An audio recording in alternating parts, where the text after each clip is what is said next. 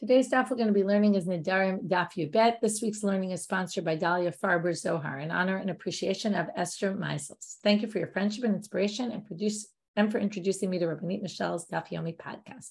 Mazel tov on your new beautiful baby boy.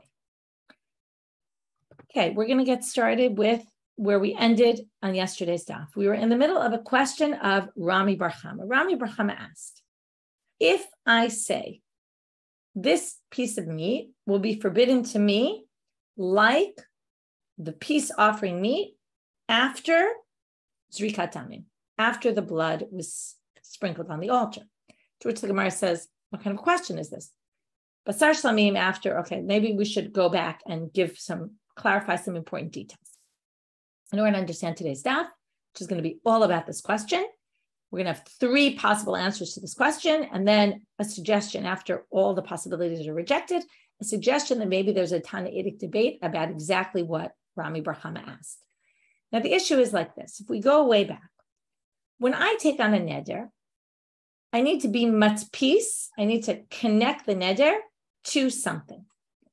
Now, if I would have asked you, you would have said, if I want to forbid something upon myself, it has to be connected to something that is forbidden.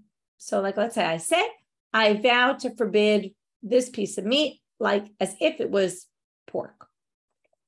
That's not a neder, okay, believe it or not. It has to be, in order for it to be a neder, and this is learned from a drasha in the pasuk, because it says, Ishki yidor neder, the double language, yidor neder, they come to say, it's only if it's davar hanador. I have to connect it, and that's why we got to this korban, okay? Kind of like we're going back to the beginning now. The language, the best language for neder is, this is kik korban. What's a korban? Or korban is a sacrifice. What does that mean? It means this meat is forbidden to me, or whatever item I'm talking about, like the meat of a sacrifice. The meat of a sacrifice is forbidden for what reason? Because I designated it to be, right? That's a davar hanadul, something that wasn't forbidden to begin with, but I put a forbidden status on it. I cause it to be forbidden by a neder. Now, it's not exactly a neder, but it is, right? Normally you say, Hare zo, hare Allah, you take some sort of voluntary, right? You volunteer to bring this to the temple. You basically, it's like a neder. It's like you vowed. It is a type of vow, right? That's why it says, you promised, you have to keep to your commitment of bringing your sacrifice. And that's where we learn all of this nedarim from. Because the real neder is a neder for a sacrifice. So now, what Rami bar Hama wants, now, let's be very clear about all the details. So if I, for example, say, this is forbidden to me like pork, that's a meaningless statement. No such thing. That's not a neder. A neder can't be b'davar asur. If I say it's forbidden to me like kosher meat, that's also not a neder because it's permitted to me. So it has to be that I'm forbidding myself in a language that's a neder. Okay, it has to be what we call b'davar hanadul, something that was forbidden to me earlier. So we talk about this lahat peace. We said, right, that there's a debate about whether it always has to be vat pasa or there's other ways to do it, but let's just go with, assume right now it always has to be vat pasa, and that's what we're really referring to when I'm matpis. I'm either way, in this case, I am matpis, which means I'm connecting it to something else. Say, this is forbidden to me like something else is forbidden. But it has to be forbidden through a vow and not forbidden through the Torah, for example, or not permitted. Because if it's either permitted or forbidden from the Torah, that's not a vow.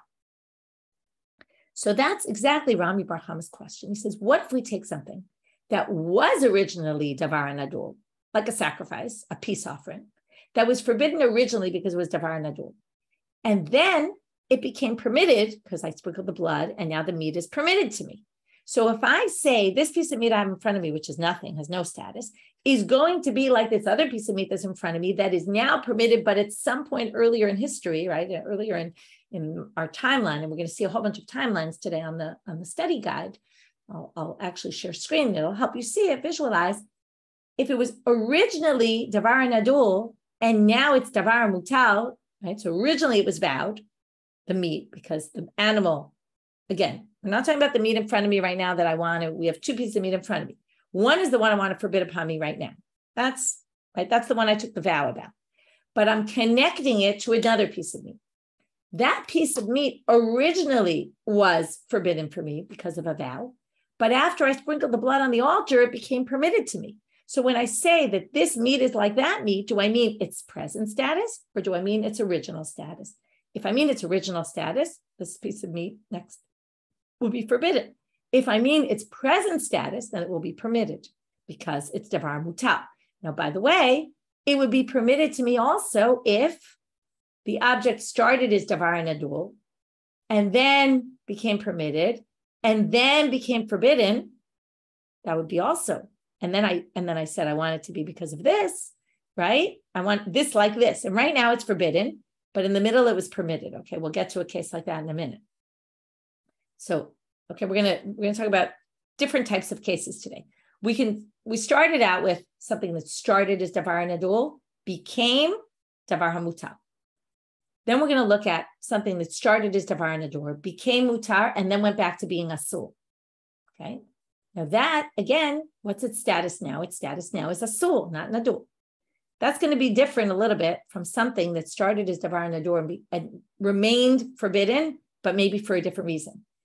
If that's the case, it was never permitted in the middle, then no matter what, it retains its original status as davar nadul. Okay, I'm giving a lot of introduction. If you don't follow, don't worry, because I'm going to go through it again as we see the cases. I just want to kind of set it up for you to make it a little easier. But if it doesn't make it easier, have no fear. We're going to learn it as we go through.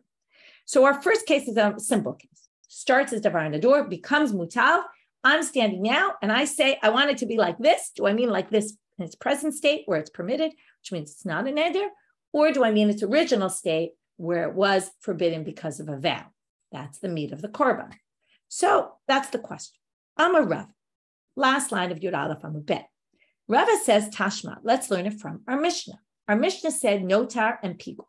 Now we're really going to focus on notar. Some texts of the Gemara, some old manuscripts don't even have the word pigul here because pigul doesn't really make sense, and you'll see why in a minute.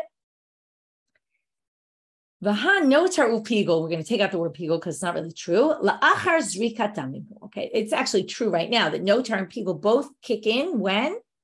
After you sprinkle the blood, because well, should this pigul not really, and that's the problem. Pigul is actually before. Pigul is when I'm doing one of the actions of the sacrifice and I have the wrong intent. So I have intent that I'm going to sprinkle it beyond the time or in the wrong place. That's pigul. Now that goes, and this is what I was saying before, that starts as davar nadul because it's a sacrifice. I designated some animal that was nothing. I now said this is sanctified. No one can access it. And then I piguled it, right? Which means I messed it up. It becomes now asur, it will never be permitted, okay? But because there was no status in between where it was permitted, it actually retains its original status as being davar nadul, and that actually theoretically will work.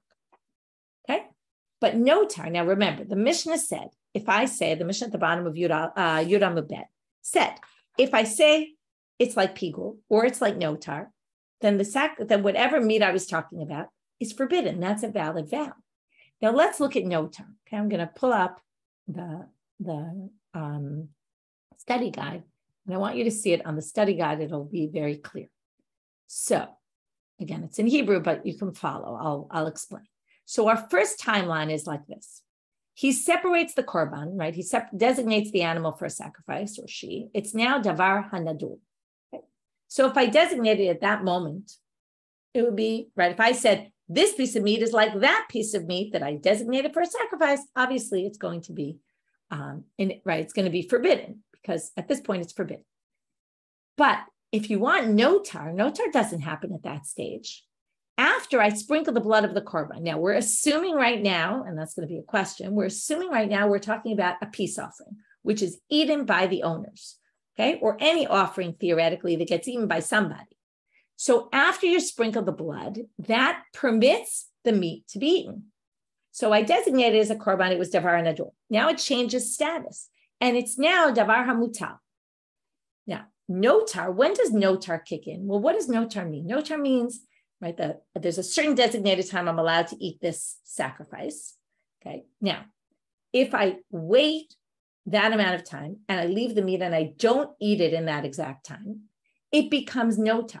If anyone is to eat that meat after that time, it's forbidden mishum notar. So now let's look at the status of this object. Started as davar nador, it became permitted, okay? Then the time passes and it becomes notar. It's now davar hasul. It's now like pig. It's no different from that. It's basically something that one cannot eat. And then what does the Mishnah say? If you take a neder, now notar is definitely after zrikat dam because it can't have the time pass if you haven't sprinkled the blood. It's not even a korban, right? You mess up the korban even already before that. It only becomes notar when you do all the actions of the korban and then you leave it over. So it's clearly beyond the zrikat dam time period. So now this changed. Nador became permitted, right? It was originally a vow. It then became permitted and then became something forbidden. And now you took a neder. So the question is, the question, it's not a question, it's an answer. Here you see, he took a neder on this object after the blood was sprinkled, when it switched into something else. It doesn't matter at this point, whether it became davar asur, which it is, or davar mutal. Either way, it's not going to be a neder. But the Mishnah says it is a neder. So what do you see? That it must be, it goes back to be'ikaro. That was the whole question. Does it mean, well, this notar was originally a vowed object, so therefore it's going to go by the fact that it was a vowed object. And that's our proof. We're going to see, by the way, all three attempts are going to try to prove be'ikaro kamat pis. Because right now, if I did it on the item as it is right now, it's davar hasul. And it had been permitted in the middle, so it left davar nador. It's not that anymore. And it's only considered davar hasul. So now that would be like pork. So basically, the Gemara says, there you see it.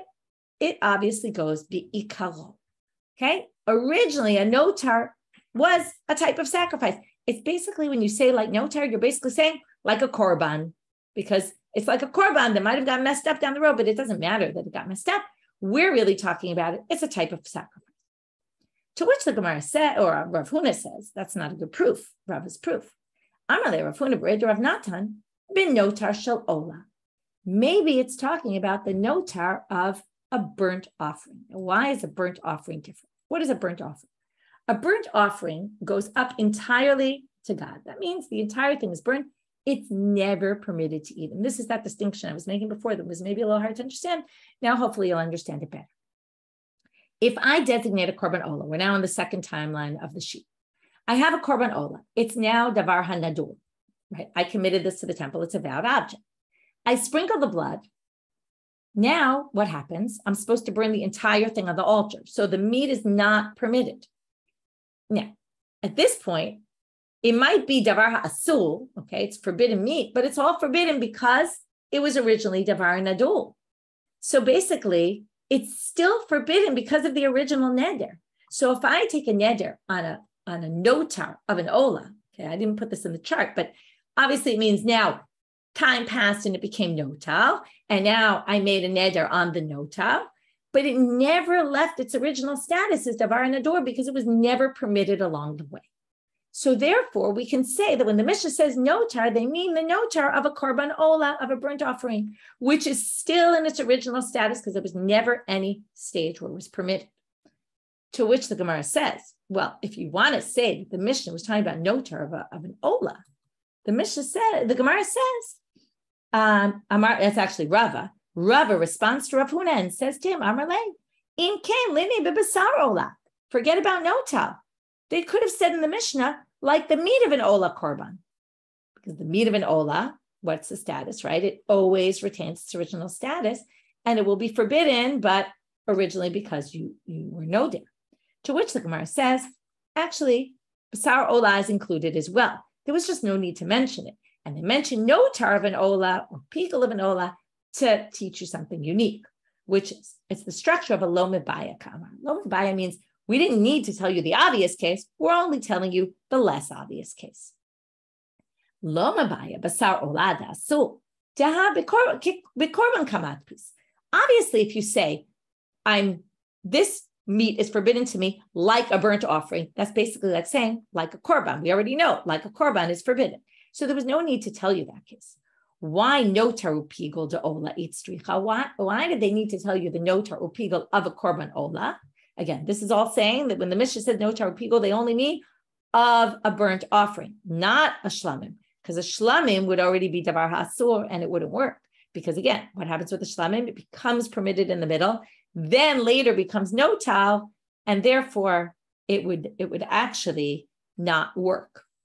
So no term pigul of an ola is unique. Why did they need to tell you? It's still going to be like you're saying, like a korban, but you might not have realized that, and that's exactly for the reasons we've been saying.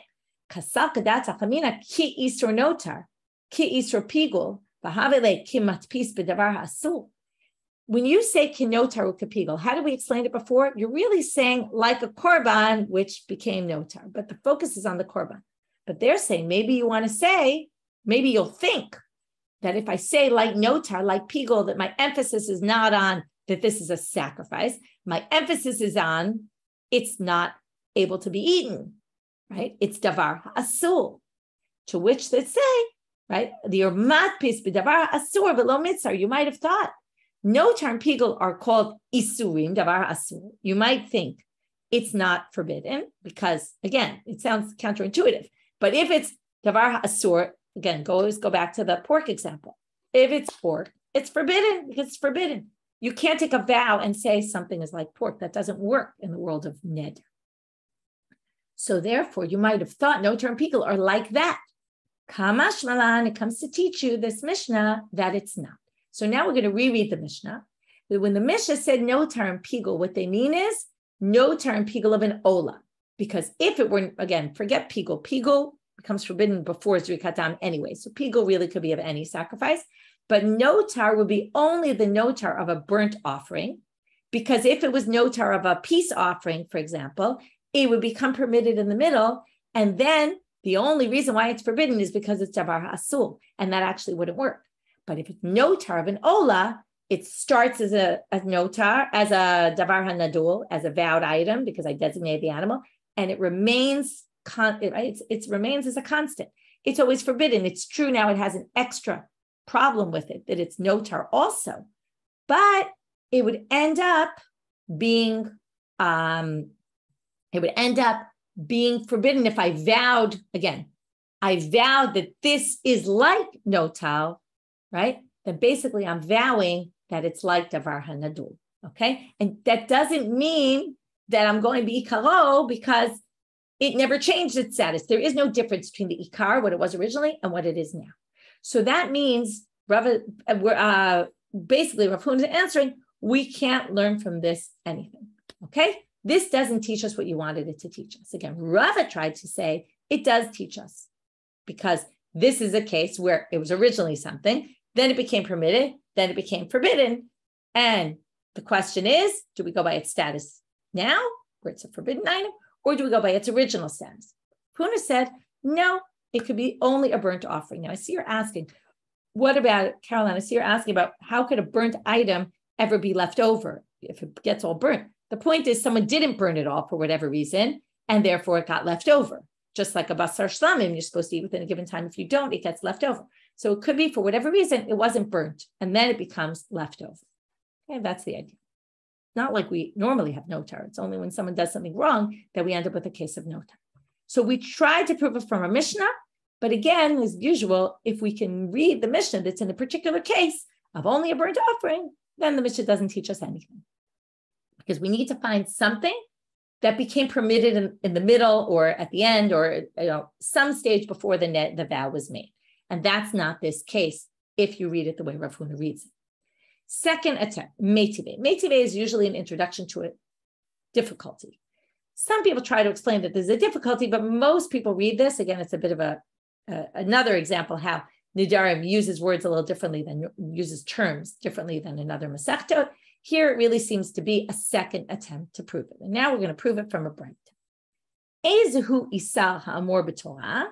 What is a neder that would be forbidden by the Torah? Amal, hareini shelo ochal basar v'shelo eshte yain ki yom shemet bo aviv. Somebody says, I won't eat meat or drink wine, like the day that my father died, which really means not the day itself, but like the yurtzeit, let's say a few years ago. Like, okay, and we're going to see in a minute, that it would have to be that on the yurtzeit at some point in the past, you took a vow, I'm not going to drink wine or eat meat on the yurtzeit. Some people have a minhag, and some people say it comes from here. not to do that. And then you basically say, I want this to be like the yurtzeit that was a bunch of years ago. Okay, that's the way we're going to understand it, at least in the beginning. Ki yom shemet bo rabo, or like the yurtzeit of my rabbi.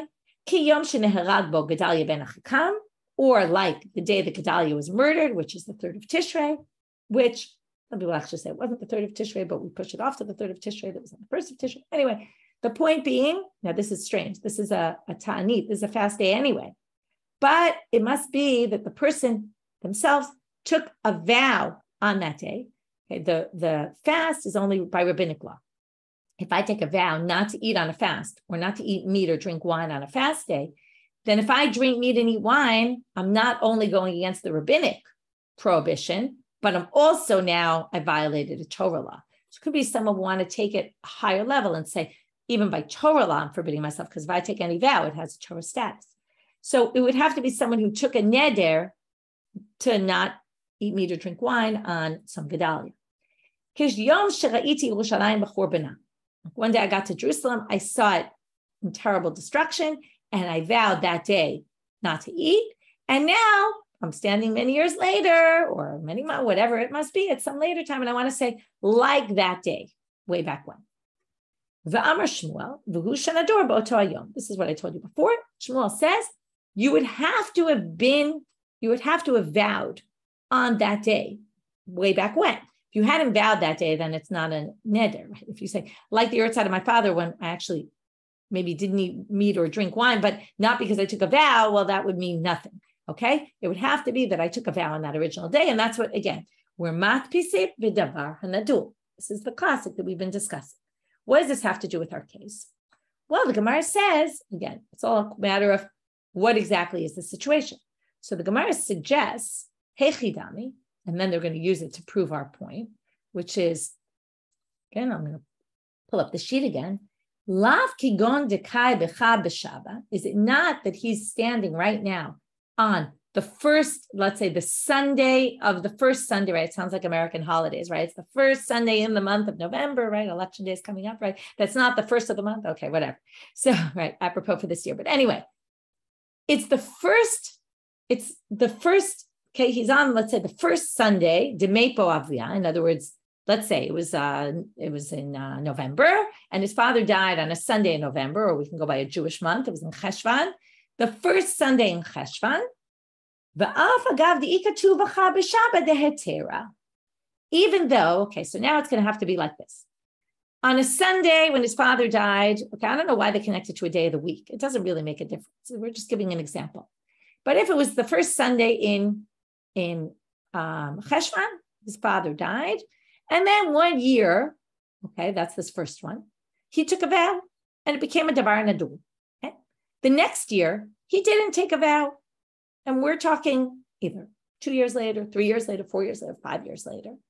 And he says, I want to take a vow like the yurtzeit of my father. Now, if there were a few years in between where I didn't, so if I go like the yurtzeit of my father, we assume it goes back to last year's yurtzeit. But last year's yurtzeit, I hadn't taken a neder. Now, why they assume this is a good question? In a minute, we're going to say, no, it's not.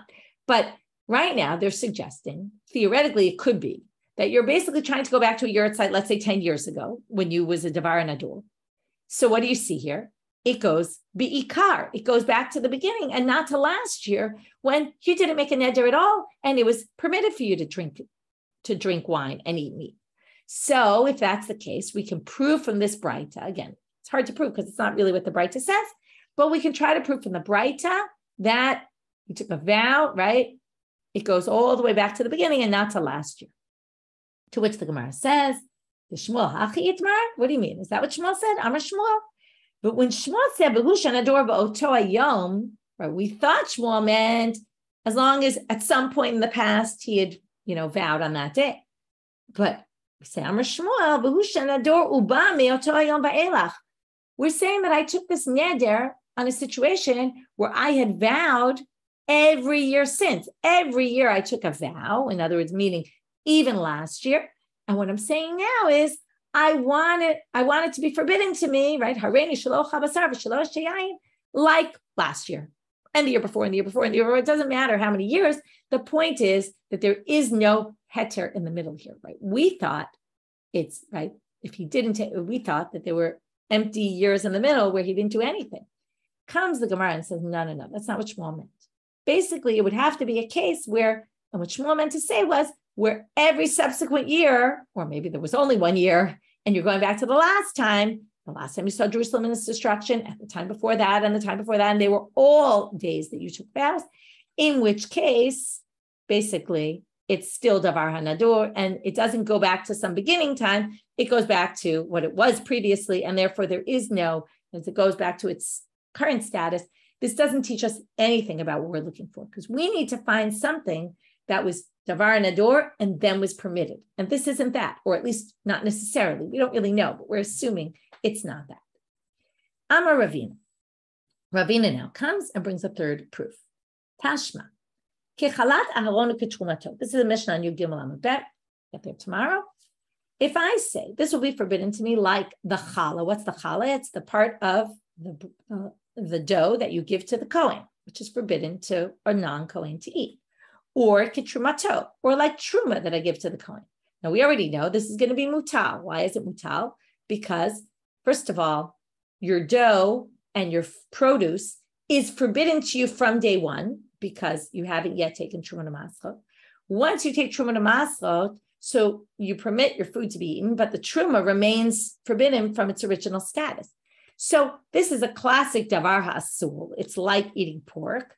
And therefore, it's going to be permitted to you because you can't, right? Again, there's no hatpasa connecting something to an item that's forbidden. That's not a vow. To which the Gemara infers. Now, this is an inference. And again, we're going to question whether this is the appropriate inference or not. Ha ketrumat lachmei todah asur. Well, truma, we assume it means what normally truma means, the truma from your produce. I have lemons from my tree. I have vegetables in my garden. I have to give a portion of it to the Kohen. But there's another kind of truma, which we're assuming right now is excluded. One of the responses is going to be maybe that's included and not excluded. But let's go back and give some background. This is a Thanksgiving offering. If something happens to me, okay, this is why we do nowadays Birkat HaGomel. We say that we thank for certain things. So there's certain situations, I'm not going to get into all the details, where you bring a korban toda. You were saved from some dangerous situation. You bring a Thanksgiving offering. So that's a davar nadur. It's like any sacrifice. Now with that sacrifice comes 40 loaves of bread. 40 loaves of bread divide into 4 sections, 4 types of breads. One is actually bread. It's chametz, which almost nothing in the temple is chametz. That and the shtei alechem are the 2 unique cases. 3 others are matzah and different types of, okay, there's called revucha and challah and rakik, okay, different types of bread, but matzah breads. That's not really important for our purposes, it's just general information. So with each of the 4 types, you make 10 loaves each. And then you give 1 loaf from each type to the Kohen. That's called trumat lachmei todah. That's what we're talking about. So they're assuming right now that since it said truma, which they assume means the general truma, the produce, it doesn't include the trumat lachmei todah. Now, if I did trumat lachmei todah, it would be asur then, because it's saying challah and truma is permitted because that's davar asur. But if it's trumat lachmei todah, which, okay, now let's go back. Originally, it's a donated item. It's a neder through a vow. That's what makes it different. So what are we going to see here? It must be, now they're going to say, again, we're trying to get an answer for this. Remember our original question, a korban shlamim, after zrikat dam, when it becomes permitted to eat, okay, which is going to be like the trumat lachmei todah, which hat trumat lachmei todah, we're now on Amud Bet, la'achar zrikat damimhu. Okay, so let's pull up our chart and let's see how this works.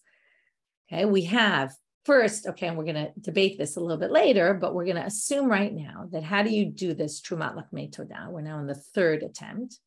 You designate, okay, okay, I said hifrish lechamim. It's not really the case. You designate the dough. You make a dough of bread, okay? Then it's a davar nadul because I took solet, this fine flour, I mixed it with what it needs to be mixed with, right? Water, and probably I forget exactly what goes into it, whether there's shemen or not. I forget all the details. We had this recently. What has shemen? What has levona? What doesn't? What this? But anyway, I take the lachamim. I have this dough. I sprinkle the blood. And then what happens when I sprinkle the blood? All of a sudden, they become permitted. Now, the assumption the Ram makes is, why do we assume it's la'achar zrikat damim? And then the assumption is I only take the truma after that. So the Ran says here, on the first Ran of the daf, dekevan de lachmei toda lo sharu ba'achila al la'achar zrika, since they're not going to be permitted. In other words, what happens? When you bring the sacrifice, the animal, it all of a sudden permits, first of all, the meat of the animal to be eaten and the breads to be eaten. So therefore, he assumes that you're not going to give the truma before that, because why would you give truma when you wouldn't give a Kohen a gift that he can't eat yet, okay? And how would he know, like he's not in the temple right now, how would he know that it's permitted, right, when the sacrifice is going to be brought? So it must be that first you designated the breads, and you might even, it's not clear, but maybe you even make the loaves and bake them after the zrikatam when it's permitted, because why would you prepare them before and accidentally maybe someone will eat them, right? If you leave it as dough, obviously nobody's eating it. So the assumption here is you designated, right, you made this mixture, the dough, sanctified, then you sprinkle the blood, it became permitted. Now, what's our key line here? Our key thing that we've been learning? Once something becomes permitted, right, at this stage, it's no longer davar hanadul. And now you separate the truma, which is now permitted to the Kohen, forbidden to you. So it has both elements of, right, it's something that's permitted, theoretically, if you're talking about from the perspective of the Kohen. It's something forbidden if you're talking about you. It doesn't matter for our purposes whether it's permitted or forbidden. Either which way, you can't take a neder on it at this stage, because at this stage, it's either davar mutar or davar asur. It's no longer davar hanadul, because it was permitted at the zrikatam stage, and you only did the truma at a later stage. Remember, if you had done the truma earlier, and then it would be, let's say, forbidden to you, well, because you're a non-Kohen, so then it started as davar hanadul and continued to be davar hasul, and then it doesn't change status. It only changes status if there was some heter in the middle. So they're assuming right now that when do you do the breads? At the later stage, right? That's when you make the loaves. That's when you give it to the Kohen. And then what does it say? Right? Again, our inference was, you have to remember what we're up to. Our inference is, if you said, kechalat aharonu ketrumato, let's go back to the Mishnah, it's permitted, which means it's excluding the truma of lachmei toda, which would then be forbidden. Now, if I take a neder on the truma lachmei toda, and they're davar ha'asur right now, but they were originally davar nadul, then it must be that it goes back to the beginning. And it works because we go back to the original status. So the Gemara is going to have two ways of rejecting this. Number one, two different explanations. One is, Ema, say that the inference is wrong. Truma doesn't exclude truma lachmei toda, it excludes some other type of truma. Truma, the word kit trumato is a general term for truma. It includes all sorts of truma that goes to the Kohen. Okay, any truma, which is a gift to the Kohen, a gift to the Kohen is going to be always permitted, because as if I vow on that, because it's a forbidden item. And then it doesn't teach us anything that we're looking for. And what is it coming to exclude? Because it says kit trumato, his truma, which is to exclude from some other truma. So what is it coming to exclude? Oh, there's something called truma, which is not to the Kohen. What is it? It's the machatzira shekel, the half a shekel that we give to the temple. That's a sanctified item. It's sanctified. It's a davar nadul, because I took this half shekel that was in my house. I gave it to the temple. Now it's sanctified because I committed it. That's a neder. So now, if you say ketruma lishka, like that money that I gave for the machatzira shekel, or that someone else gave, it doesn't matter. It's a davar nadul, and that would actually be asur. So that's a inference that you can make instead, in which case this would teach us nothing about what we're trying to learn. So again, this was our third attempt to say it must go be'ikaho, because we have an example of something that changed status in the middle, and yet we're still going to say it works, your vow, to which they say, no, it doesn't teach you that at all, because we're going to make a different inference. To which the Gemara asks, really? So then you're going to say, about trumat lachmei toda ma'im mutal? If trumat lachmei toda was mutal, litni lachmei toda v'koshken trumato. You should have said truma lachmei toda and not regular truma, because why? Well, truma lachmei toda is much more of a chidush, of an unexpected. Why? Because it was originally a davar nadul, and you might have thought maybe it would work. So if they told you, Kechalat Aharon ukitrumat lachmei todah, you would have known that if the Truma lachmei todah, which starts as davar nador, and still your vow is not going to work, obviously regular Truma is not going to work, and then you wouldn't need to say it. So why did it give the example of Truma if the bigger, newer halacha and more shocking halacha would have been, or unexpected halacha would have been the lachmei todah? Well, they say hakamash malan Truma lachmei todah trumatohi. What they really were trying to do here was say ki trumato, which includes everything, and it's trying to tell you all truma is treated the same in this way, even truma lachmei todah, and that all can be inferred from the word trumato. So don't question me with that. Okay, so that was option number one, to say we have the wrong inference, and as we tried to infer, truma lachmei todah would be forbidden because it all goes back to the beginning where it was davar nador. We said no. We can infer something else. We can infer Trumat halishka is asur, but this is included. A second option of rejecting it would be to keep the inference, but to reject our assumption that Trumat lachmei todah is actually after Zrikat Dam. Maybe Trumat lachmei todah is before Zrikat Dam. Now, to do this, you're going to have to understand a different method, and from here we're going to learn some more things about the lachmei todah. V'ibait ema Trumat lachmei todah nami kodem Zrikat Damim. So we're going to say, go back to the original understanding. Truma comes to exclude Trumat lachmei todah. Trumat lachmei todah, in fact, would be forbidden. But why? Not because we have to go back to its original status, but because it never changed status. Why did it never change status? Because you designated the dough in the beginning. It was davar nadul, right? You took the solet, you mixed it up with what it needs to be mixed up. That whole thing becomes sanctified. Then you separated the truma. And as you separated it into loaves, we're going to see in a minute, you gave the truma to the Kohen. Okay, maybe you didn't separate the loaves. We're going to see actually. Okay, you didn't make loaves yet because the whole assumption, remember, our assumption was you're not going to make the loaves until after you do the blood. Why? Because maybe someone will eat them. So in this case, we're going to say you didn't separate the loaves. You gave the truma to the Kohen before the loaves were made into loaves. Okay, you had 4 different batches of dough, right? The rebucha, the rikikim, the challah, and the bread, and the chametz. And you gave the truma to the Kohen while it was still dough. Then you took a neder, and then it's nadar b'davar nador v'asul. Now, davar nador v'asul, in other words, remember what we said. Even though this is truma and now forbidden to the Kohen, forbidden to a regular person, it's still from its original status as davar nador because it was never permitted yet. Only later did you sprinkle the blood after you took this neder. So again, what does it mean you took the neder? You said, right, you have this dough, you took the truma for the Kohen, you say you have another dough, let's say, or you have bread, or you have any kind of food, and you say this food is like that truma, which maintained its original status as davar nador because it was never permitted yet, right? Only at a later stage do we sprinkle the blood and then it becomes permitted, but that's irrelevant to us because that happens later. Now, how does this work that you could do this? So the Gemara says, Kegon, right? So, ibait ema, you could say, Trumat lachmei todah nami kodem zrikat dam. Could be before the zrikat dam. Keep going, the afrashinu b'lisha. If you designate it while it was still dough. Now, we're going to learn this. It's going to fit in with like what Rav Tubi bar Kisna said in the name of Shmuel, which we're going to have to understand a little bit. He says they're going to ask 2 questions on this statement. And from that, we're going to learn that you could actually separate the truma when it's in the dough form. Even though you're supposed to make 40 loaves, if you make 4 only, 1 of each type, it works. To which the Gemara says, but it says you have to have 40. How could you say 4 work if you're supposed to have 40? Lemitzvah. It's better to have 40, but if you took, obviously you need a certain amount.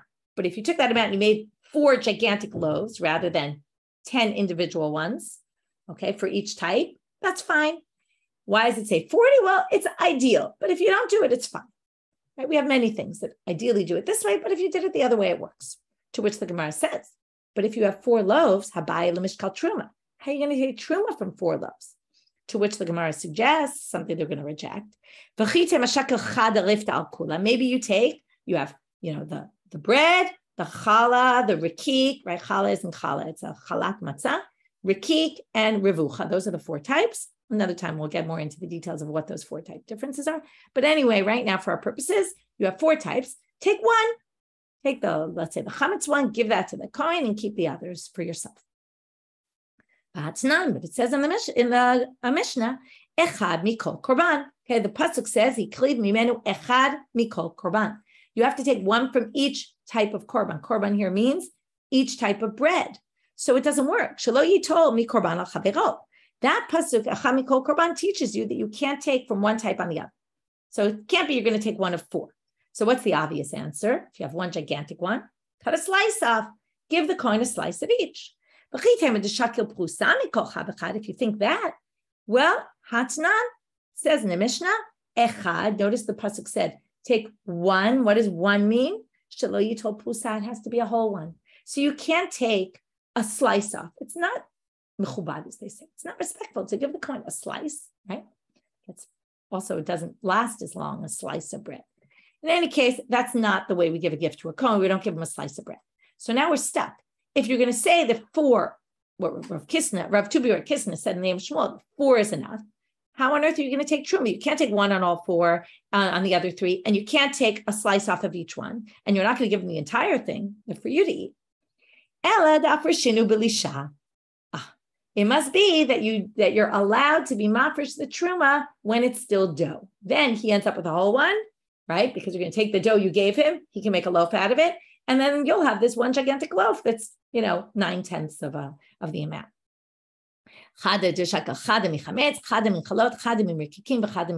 You basically take one little ball out of each dough, you give that to the kohen, and that could be the case in our Mishnah. If we do want to keep the original inference, the truma is permitted if you say like truma, but if you say like trumat lachmei todah, it could be forbidden. It could still be a neder, because it could be a situation where you took the truma when it was still davar nador and it hadn't yet been permitted. It was before the zrikat dam. So it would have to be before the zrikat dam that it would be forbidden, and then you wouldn't be able to learn from here anything. So we had 3 attempts to try to bring a source that we thought was bringing a case of something that was originally something that was nador, it was a vowed item, then it was something that at some point was permitted, and then later became forbidden or permitted, or we don't know what, right? And maybe it stayed permitted. And now you want to take a neder on that. Are you referring to its status now, which is either mutar or asul, which neither of those would be a neder? Or does it go back to its original status where it was davar hanadur? And we thought that these cases would be able to prove that it actually goes back to the beginning, because all of these change status and all of these are now some other category. But in each case, we tried to explain that maybe it's not saying what we thought it was saying, or maybe it's a case where it actually was always davar hanadur and never left that status, never became permitted in the middle. Now, the last thing we're going to end with is lema ketana. Maybe the answer to his question can be found in a tannaitic debate, in which case the answer is, depends who you hold by. Hare alai ki bechor. Bechor is a little bit different than all these things, because a bechor is the firstborn, which means it's sanctified already from the womb of its mother. So we're talking about an animal bechor, which goes to the kohen, and the kohen has to sacrifice it. And once the kohen sacrifices, it becomes permitted for the kohen to eat. So again, it's going to be a situation where originally it was sanctified. Now here it's a little bit tricky, because it was davar hasul really from the beginning, but they're not going to view it that way. They're going to view it as, since, if I have a flock of sheep, my firstborn animal, while it might be sanctified from the womb, I still have to designate it and say, this is a bechor and I'm giving it to the kohen. So we're going to view that, even though it's not exactly, we're still going to view it as davar nador, because I have to separate it from the rest of them. So assume it's davar nador in the beginning. What happens? Then I bring it to the kohen. He sacrifices it. After the zrikat dam, it becomes permitted. So if I say hare alai ki bechor, again, it's going to be one of those situations where in between it changed status, it became permitted. We're going to assume it's after zrikat dam. So let's see. Why do we assume this after zrikat dam? We'll get to in a minute. Hare alai ki bechor, Rabbi Yaakov oser, Rabbi Yehuda matir. So Rabbi Yaakov says no, right? It's a meaning oser. It's forbidden because it's a neder. It's valid because it was originally davar nador. And Rabbi Yaakov is matir and says it's okay. So again, they say, hey, chidami, what's the case? If you're going to say it's before zrikat dam, well, there's no question. it's obviously davar nadur. It's not permitted yet, because until you've sprinkled the blood of the sacrifice, the meat's not allowed to anybody. So my time on the mandashari, it makes no sense that someone should say it's permitted, because that's clearly davar nadur. Ila achar zrikatam, if it's after you sprinkle the blood, my time on the manda asa. Well, there's no reason to forbid it unless, right? You basically have this piece of meat in front of you of the bechor nuts. If you say the words after zrikatam, then it's just like the Shalom, which we said, if you say the words after zrikatam, you obviously mean davar mutal, and then obviously it's not a vow. But it must be, you had the meat in front of you. I'm moving into the next page just because we're mid-sentence. You have the piece of meat in front of you of bechor, and you have a piece of your own meat in front of you, and you say zeh kazeh, without specifying, I want it to be like after the zrikatam, even though it is after zrikatam. And that's the whole question, right? Do we say you mean like this meat was in its original status, or do you mean like it is now? If you say like its original status, it was davar nadur, and your vow would be valid. And that's what Rabbi Yaakov says, who says it's asul. It was a valid vow. And Rabbi Yehuda, who says, right, v'tanai, and Rabbi Yehuda, it's a machloket tanaim. Rabbi Yehuda says it's mutal because it goes by its status now. And then we'd have an answer to Rami Barchama. It wouldn't really be an answer, but it would say we have a machloket tanaim about it. Stop here, and we'll see what the Gemara does with this on tomorrow's daf. Have a great day, everyone.